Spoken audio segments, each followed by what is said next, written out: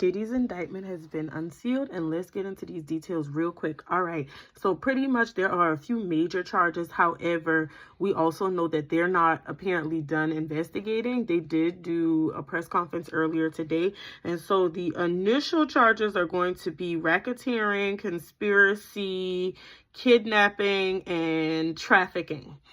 So the kidnapping is more than likely going to be connected to Cassie's case where she was attempting to leave and he wouldn't let her leave, and it's that whole video in the hotel. But in addition to that, I believe she expressed some additional experiences where allegedly he would lock her up in some type of housing and she would be forced to do some of these trafficking acts.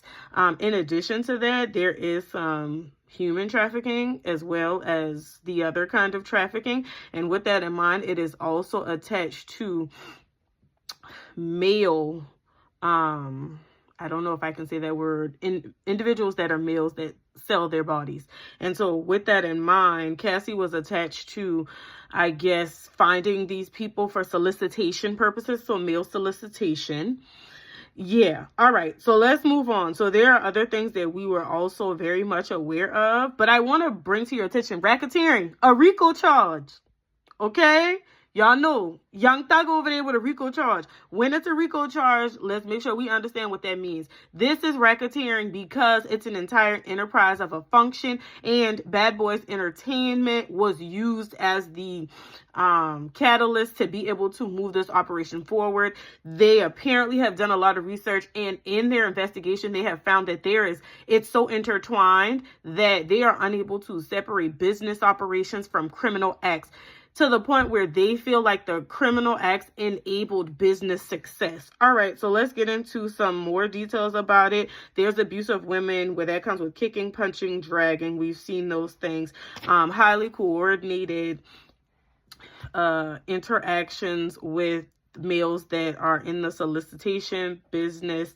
Of course, Diddy has denied these allegations previously, and we're back to it again. He apparently will have a court appearance today. And also apparently the process of an indictment being sealed is most often so that they can do a little bit more investigating, also to prevent it from being released, that they are also looking for other people. Apparently there are other people that are included in this indictment and they don't want them to run off. Point of information: Diddy was already in New York, because I'm assuming that he was already aware of the fact that this was coming down the pipeline. Now, he said that he was trying to cooperate, but the feds say no, he wasn't. I wouldn't call that cooperation. All right, so let's move around to the other things of like forced labor. Arson is another charge that's on there. Bribery, obstruction of justice as well. And then we have that trafficking, and that's by fraud, force, or coercion. Very interesting. The arson case is coming back from Cassie's documentation, where allegedly there was a fire with Kid Cudi's car. Apparently Diddy must have made mention that he actually was going to do that, and Kid Cudi confirmed that his car did in fact blow up. All right, so there could be more charges that come about. The initial charges actually have a max of life in prison, so that's interesting. The other thing to keep in mind here with a RICO, it's an organized enterprise that is enabling the committing of these particular crimes, premeditated and very highly coordinated. And also they are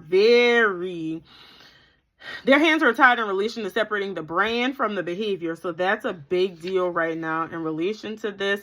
And ultimately, they have come to the conclusion that he has used his position of power to take advantage of his victims, allegedly. And it's almost like the crimes promote the business as usual to the success of the brand. That's scary. And to me, I just think about how many other people with power are taking advantage of things. Also, I saw something, I don't know how true this is, but they said when they did that whole March 2024 pull up at his house that they found narcotics, and they also found 1,000 bottles of baby oil. That's interesting. But y'all know we've heard a lot about parties at his house and stuff like that. So I'm just interested to see how this unfolds. My question for y'all: do y'all think that he did all of this?